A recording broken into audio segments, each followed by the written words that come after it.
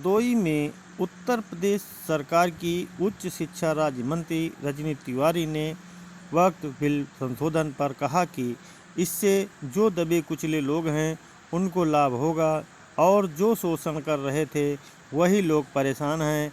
मंत्री लोनार कोतवाली क्षेत्र के चकरौली में नवनिर्मित पुलिस चौकी के लोकार्पण करने पहुंची थीं। इस जमीन पर पुलिस चौकी की स्थापना के लिए गांव के केशव प्रसाद द्विवेदी ने अपनी भूमि प्रदान की।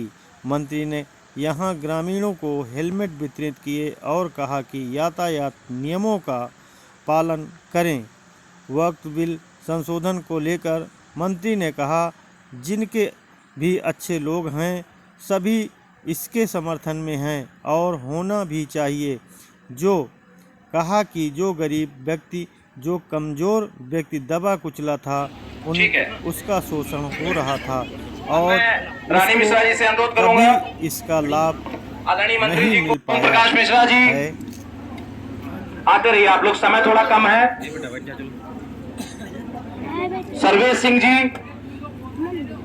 आप लोग भैया पीछे हट जाइए ना। माननीय मंत्री जी का छोटा है, 250 गांव है, लेकिन गांव बड़े बड़े और हर गांव का एक इकोसिस्टम है। सब लोग एक साथ आ जाते हैं, सभी बड़े बड़े, और फिर बच्चों को बहुत प्रोत्साहित करते हैं। बच्चों को किसी चीज़ की आवश्यकता होती है तो बच्चे बड़े लोग आते हैं और फिर सब बनाते हैं, चाहे वो लाइब्रेरी हो, चाहे वो स्टेडियम हो, चाहे वो कुछ भी हो, बनाते हैं। और उसका परिणाम ये हुआ कि मात्र एक गांव सरूरपुर कला से 37 बच्चे यूपी पुलिस की परीक्षा में भर्ती हुए, 37।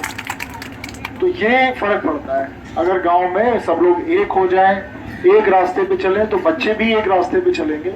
और बच्चे से आप मेहनत जरूर करिएगा, ये शॉर्टकट में मत पड़िएगा कि हम नकल कर ले, हम ये कर ले, इस वजह से हम आगे निकल जाए। मेहनत करिए। अगर बागपत का एक गांव 37 बच्चों को दे सकता है यूपी पुलिस में, तो ये भी गांव दे सकता है, हरदोई का हर गांव दे सकता है।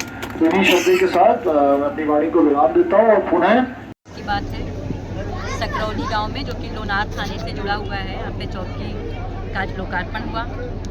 हमारे साथ में कप्तान साहब हैं, हमारे अशोक वर्मा जी हैं, पूर्व सांसद, और केशव द्विवेदी जी हैं, जिन्होंने अपनी जगह चौकी के लिए दी है। ये लोनार थाने से काफ़ी दूर पड़ जाता था। 10 या 12 गांव, 2 हल्के जो हमारे हैं इधर आएंगे, इसमें लोगों को बहुत लाभ मिलेगा। लोगों की मांग थी कि बड़ी दूरी पड़ जाती है, जब तक पुलिस आती है तो लोग काफ़ी परेशान हो जाते हैं। पुलिस अपना काम करती थी, लेकिन फिर भी दूरी के कारण दिक्कत होती थी। आज हम लोगों ने यहाँ पे लोकार्पण किया है, तो बहुत ही हर्ष का विषय है कि यहाँ पे हमारे यहाँ चौकी का लोकार्पण हुआ और जल्दी से यहाँ पे काम भी शुरू हो जाएगा। जनता की मांग को देखते हुए और केशव जी ने जो अपनी जगह दे दी, इसको लेकर के आज हम लोगों ने यहाँ पे लोकार्पण भी किया। एक और सवाल है आपसे, जो वक्फ संशोधन बिल जो पास हुआ है उसमें तमाम राजनीतिक जो दल हैं विरोध कर रहे हैं, जबकि कुछ मुसलमानों ने इसका समर्थन, स्वागत भी किया है। ऐसे में भाईचारा बनाए रखने के लिए आप मुसलमानों के लिए क्या संदेश देना चाहिए?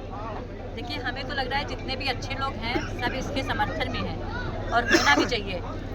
जो गरीब व्यक्ति है, जो कमज़ोर व्यक्ति है, दबा कुचला व्यक्ति है, उसका शोषण हो रहा था इसके ज़रिए, तो उनका शोषण ना हो पाए, उनको इसका लाभ मिल पाए। कि कभी भी नहीं देखा कि वक्त के द्वारा कभी भी कोई स्कूल खोला गया हो, कभी अनाथालय खोला गया हो, कभी बुजुर्गों के लिए कुछ भी किया गया हो, वहाँ पे इस तरह की चीज़ें नहीं की गई, बल्कि ऐसी चीज़ें की गई जिससे इन लोगों का शोषण हो सके। तो बहुत ही बधाई देना चाहूँगी अपने यशस्वी प्रधानमंत्री जी को कि संशोधन बिल आ गया, पास हो गया। अब तो पास भी हो गया है, कानून बन गया, और हमें लग रहा है कि सारे ही लोग खुश हैं।